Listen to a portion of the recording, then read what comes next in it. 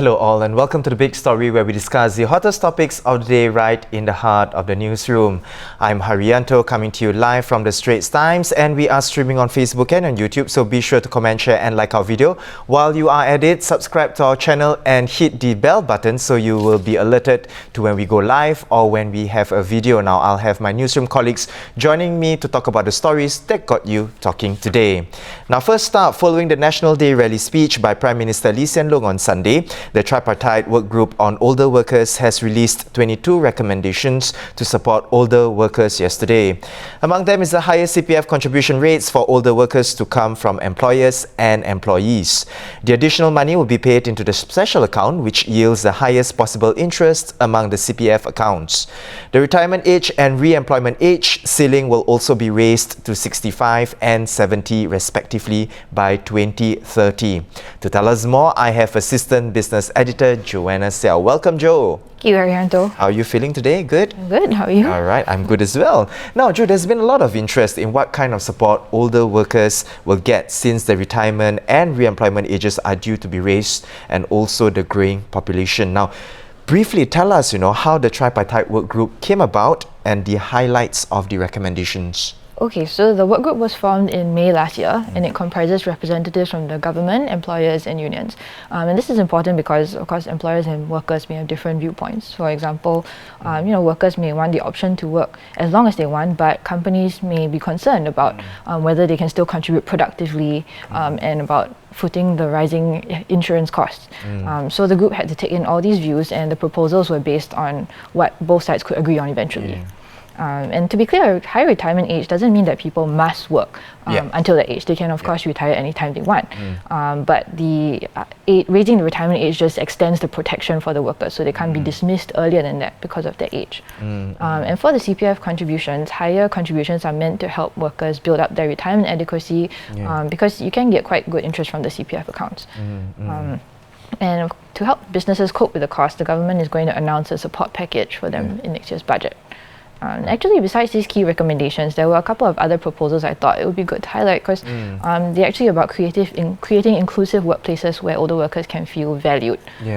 For instance, discussing their career plans with them and providing part-time opportunities so that those who want to work at a slower pace can also do so. So really the takeaway is, to be clear, like what you said, a higher retirement age doesn't mean people must work till that age. They can still choose to retire earlier, correct? That's right. It's just that when they're at that age, then that means more protection for them, right? And why the need for these changes to the employment terms for older workers now? Well, it's because of our growing population. Actually, the figures are quite surprising if you think about them. So by the end of the next decade, 2030, actually the number of Singaporeans who are aged 65 and over will almost double from what it is now to reach 900,000. So there will be like nearly twice the number of seniors. And somehow I feel like we may not be very mentally prepared for this, both as individuals and in the workplace. So, and also in terms of whether, financially all the older people will be able to be supported. So I think that's why the government is making the move now to get people and companies, more prepared for this.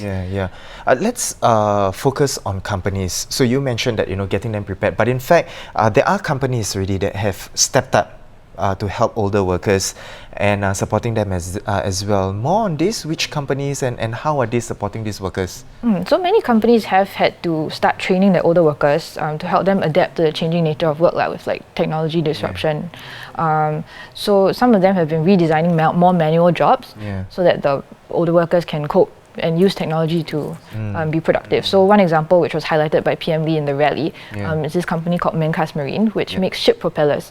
So previously the workers did it all very manually, but now this year the company actually invested in 3D printers, and they're training the older workers to use the 3D printers to make the propellers. And then some other hotels, some other companies like hotels, like Rasa Sentosa, they actually use technology like RFID tagging so that workers can scan the towels instead of having to manually count them when they come in for laundry. And of course, there are companies also that have scrapped the retirement age completely as well. So there's like Prudential and another hotel called Novotel Singapore Clarke Quay. So that means that really the workers can work at whatever age they want. And Prudential actually recently announced something which I thought was very interesting. So they're actually raising the contribution rate raising the CPF contribution rate that they will pay in if the worker themselves also raise what they contribute. So it's like the worker has the choice, but the employer will also match it. Match it as well. Yeah. All right. Okay. So once again, thank you, Joe, for coming on to the show to just give us a follow-up on the National Day rally speech by PM Lee, and really what are the support, for older workers moving forward. Once again, thank you so much for coming on to the show.